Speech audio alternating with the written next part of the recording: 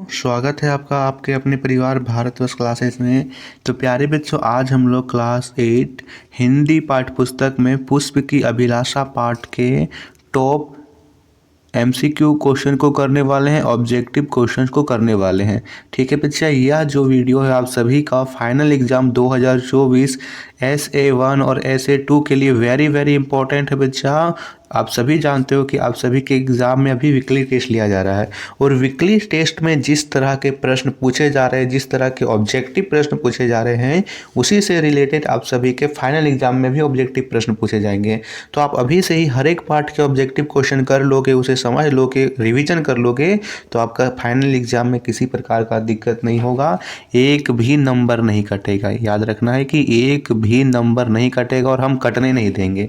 यदि आप हमारे साथ जुड़े हो, यदि आपने भारतवर्ष क्लासेस का हाथ पकड़ा हुआ है, तो आपको एक भी नंबर नहीं कटेगा यदि आप विश्वास करके पढ़ोगे। ठीक है बच्चा, तो जल्दी से इस वीडियो को लाइक कर देंगे और स्टार्ट करते हैं पार्ट 1 पुष्प की अभिलाषा के सभी एमसीक्यू। ठीक है बच्चा, वो कहता है ना कि नर हो ना निराश करो मन को, कुछ काम करो, कुछ काम करो। आप मानव हो तो अपने मन को निराश मत करो, अपने लक्ष्य के प्रति हमेशा डटे रहो बच्चों, चाहे कितने भी विषम परिस्थितियाँ आ जाए। पहला प्रश्न आप सभी के सामने है, पुष्प की अभिलाषा कविता के कवि कौन है? देखिए, सबसे पहले आप सभी से यहाँ पर प्रश्न पूछा जा सकता है, पुष्प पुष्प का समानार्थी क्या होता है? फूल होता है। और अभिलाषा अभिलाषा का समानार्थी क्या होता है? इच्छा। तो पुष्प की जो इच्छा है, पुष्प की अभिलाषा है, इस कविता के कवि कौन है? कबीरदास, माखनलाल चतुर्वेदी, मीराबाई या इनमें से कोई नहीं? जल्दी से बताएंगे। सही उत्तर होगा माखनलाल।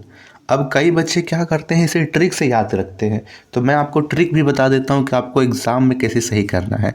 देखिए, माखनलाल में आ रहा है लाल, ठीक है, लाल आ रहा है जी। और पुष्प मतलब होता है फूल। फूल आप सभी देखते हो कि फूल कई रंगों का होता है, उसमें से जो लाल कलर का फूल होता है वो बहुत ही ज़्यादा सुंदर दिखता है। ठीक है, लाल गुलाब कहिए, लाल उड़हुल कीजिए, तो फूल कैसा है? लाल है। फूल कैसा है? लाल है। फूल कैसा है बच्चा? लाल है। बस हो गया। माखन लाल, लाल यानी फूल, सीधा लाल यानी फूल। याद रहेगा? ठीक। हाँ, पीडीएफ के लिए कई बच्चे पूछते हैं, तो पीडीएफ ये इसकी हमारे टेलीग्राम चैनल पर अपलोड कर दी जाती है। टेलीग्राम का लिंक आपको इस वीडियो के डिस्क्रिप्शन में मिल जाएगा। दूसरा प्रश्न पूछा गया है, पुष्प किसके गहनों में नहीं गूंथा जाना चाहता है?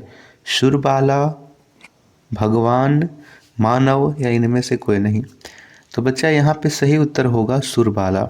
शूरबाला के गहनों में नहीं गूंथा जाना जाता है। शूरबाला यानी सुंदर स्त्री, सुंदर स्त्री के गहनों में नहीं गूंथा जाना चाहता है। सुंदर स्त्री कहिए या फिर देव कन्या कहिए। ठीक है, शूरबाला, सूर यानी देव और बाला यानी कन्या, तो देव कन्या अधिक उपयुक्त रहेगा, या सुंदर स्त्री नहीं कीजिएगा, है ना। देव कन्या, शूरबाला यानी देव कन्या, ये सबसे उपयुक्त होगा। तीसरा प्रश्न दे रखा है, पुष्प किसके शव पर चढ़ना नहीं चाहता है? राजा के, सम्राटों के, नृप के या इन सभी के? तो बच्चा आप इस प्रश्न को ध्यान से पढ़िएगा, तो राजा कहिए, सम्राट कहिए, नृप कहिए, ये तीनों एक ही राजा के ही पर्यायवाची है, राजा के ही समानार्थी शब्द है। तो यहाँ पे इन सभी जो विकल्प है बिल्कुल सही है। कई बच्चे इसमें सम्राटों के बताएंगे, लेकिन सम्राट, नृप, राजा ये सभी एक ही के पर्यायवाची हैं। चौथा प्रश्न, पुष्प किसके सिर पर चढ़कर इठलाना नहीं चाहता है? देवों के सिर पर, मानव के सिर पर, शूरबाला के सिर पर या इनमें से सभी? आप सभी जल्दी जल्दी से कमेंट करेंगे बच्चा, इसका सही उत्तर क्या होगा? तो चौथे का सही उत्तर होगा देवों के सिर पर। पुष्प देवों के सिर पर चढ़कर इठलाना नहीं चाहता है।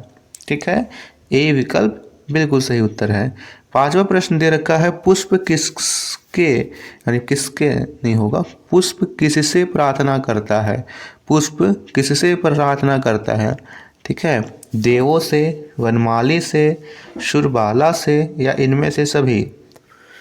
तो वह वनमाली से प्रार्थना करता है, बी विकल्प सही है। वो बोलता है, हे वनमाली मुझे तोड़कर तुम उस राह पर फेंक देना जिस राह पर अपना शीश चढ़ाने मातृभूमि की रक्षा करने अनेक वीर सैनिक जाते हैं। तो वो वनमाली से यानी वन का रक्षक से प्रार्थना करता है।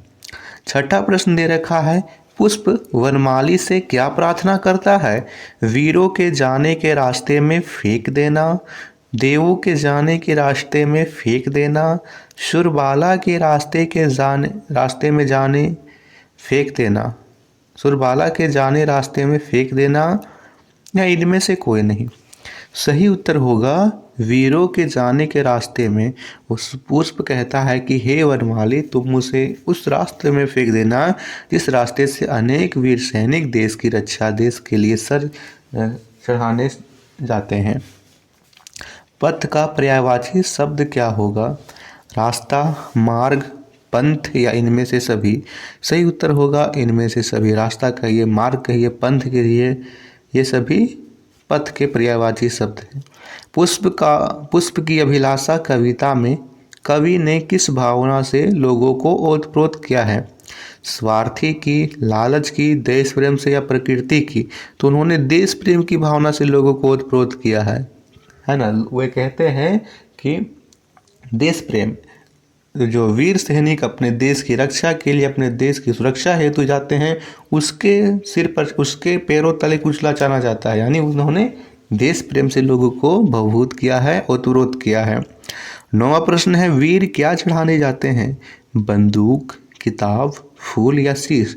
सही उत्तर होगा शीश। वे शीश चढ़ाने जाते हैं। छठा प्रश्न यहाँ करेंगे, वनमाली का अर्थ क्या है? देवों, वन का जीव, वन का रक्षक, या फूल? सही विकल्प होगा सी, वन का रक्षक, वन माली। 10वां प्रश्न दे रखा है, सुरबाला का पर्यायवाची शब्द क्या होगा? देवकन्या, पुष्प, सैनिक, या इनमें से कोई नहीं? तो हमने इस प्रश्न का पहले ही देख लिया है। देवकन्या, सुर यानी देव, बाला यानी कन्या। पुष्प की अभिलाषा कविता में पुष्प की अभिलाषा क्या है? देवों के सिर पर चढ़कर अपने भाग्य पर इठलाने की? नहीं, ये तो नहीं है, वो तो मना कर रहा है। शवों पर चढ़ने की? नहीं। बिंब प्यारी को ललचाने की? नहीं। या इनमें से कोई नहीं? ये विकल्प सही होगा, इनमें से कोई नहीं, क्योंकि उसकी इच्छा तो होती है कि वो मातृभूमि की रक्षा करने हेतु जो सैनिक जानते हैं उस रास्ते पर वो बिछ जाना चाहता है। तो डी विकल्प यहाँ पे सही होगा, इनमें से कोई नहीं। देव कन्या के गहनों में कौन गूथा नहीं जाना चाहता है? चांद, फूल, या तारे? तो फूल नहीं गूथा जाना चाहता है। फूल कहिए, पुष्प कहिए, एक ही शब्द है। अगला प्रश्न दे रखा है, शीश का अर्थ क्या होगा? चांद, धरती, सिर, या आशीर्वाद? तो शीश का अर्थ होता है बच्चा सिर। क्या होता है? सिर। 15वां प्रश्न दे रखा है, शव का क्या अर्थ होता है? लहर, मृत्यु, लाश, या इनमें से कोई नहीं? सही विकल्प होगा सी, लाश। शव का अर्थ क्या होता है? लाश होता है जी। 16वां प्रश्न कहता है, चाह नहीं मैं सम्राटों के शव पर है हरि डाला जाऊं, चाह नहीं देवों के सिर पर चढ़ूं भाग्य पर इठलाऊं। यह पंक्ति किस पाठ से लिया गया है? डायन, एक अंधविश्वास, पुष्प की अभिलाषा, बूढ़ी पृथ्वी का दुख, या इनमें से कोई नहीं? सही विकल्प होगा पुष्प की अभिलाषा। ठीक है, जिसके कवि जो हैं वो हैं माखन लाल चतुर्वेदी जी। 17वां प्रश्न दे रखा है, माखन लाल का जन्म कब हुआ था? 4 अप्रैल 1998, 4 अप्रैल 1989, 4 अप्रैल 1883, 4 अप्रैल 2001। तो याद रखना 4 अप्रैल 1889 को इनका जन्म हुआ था। 18वां प्रश्न, माखनलाल का जन्म कहाँ हुआ था? मध्य प्रदेश, उत्तर प्रदेश, झारखंड, या छत्तीसगढ़? तो इनका जन्म मध्य प्रदेश में हुआ था। ये विकल्प सही है। 19वां प्रश्न है, किसे एक भारतीय आत्मा के नाम से जाना जाता है? वेरी वेरी इंपॉर्टेंट क्वेश्चन है बच्चा। एक भारतीय आत्मा के नाम से किसे जाना जाता है? कई बार आपके सब एग्जाम में पूछा जाता है बच्चा, कई कंपटीशन एग्जाम में भी ये पूछा गया है। एक भारतीय आत्मा के नाम से किसे जाना जाता है? प्रेमचंद्र, कबीरदास, माखनलाल चतुर्वेदी या इनमें से कोई नहीं। सही विकल्प होगा माखनलाल चतुर्वेदी, सी विकल्प सही है। 20वां प्रश्न दे रखा है, माखनलाल किस युग के कवि हैं? रीतिवाद, छायावाद, भक्ति काल या इनमें से कोई नहीं। सही विकल्प होगा बी विकल्प सही है, छायावाद। ठीक है, मार्क कर लेंगे। तो ये थे टॉप MCQ क्वेश्चन पार्ट 1 से। इसके साथ ही आप सभी को इस वीडियो को जल्दी से लाइक करना है, शेयर कर देना है। और बच्चों, PDF आप हमारे टेलीग्राम चैनल पर विजिट कीजिए, जिसे जल्दी से ज्वाइन कर लीजिए। आप PDF इंपॉर्टेंट यहाँ पे जो नोटिस होता है सभी वहीं पे मिलता है। इसके साथ हम आगे की वीडियो में पार्ट 2 के भी MCQ करने वाले हैं। थैंक यू बच्चा।